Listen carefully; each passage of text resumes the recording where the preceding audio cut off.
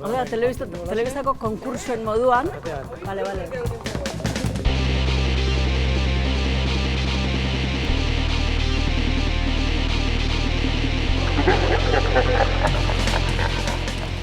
Inoiz egin duzu elkarrizketaren bat galderak prestatu gabe zenbait milioi nahi dezu esatea? Bai, askotan.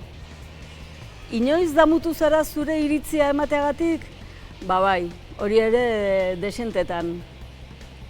Inoiz esan dizute zerbait oso garrantzitsua off the record? Bai, baina hori nahi baino gutxiagotan.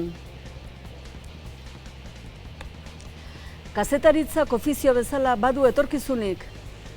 Ikuste dut, askatasunak eta gizakiaren ikuspegi kritikoak etorkizuna daukaten neurrian, kazetaritzak baduela etorkizunik, baina aurreneko premisa da garrantzitsuena.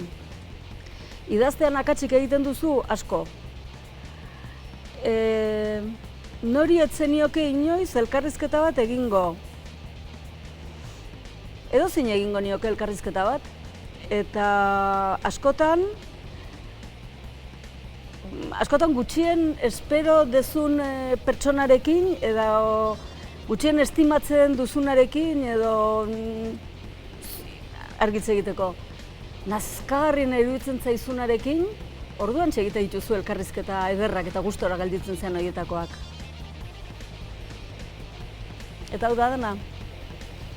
Ba, listo.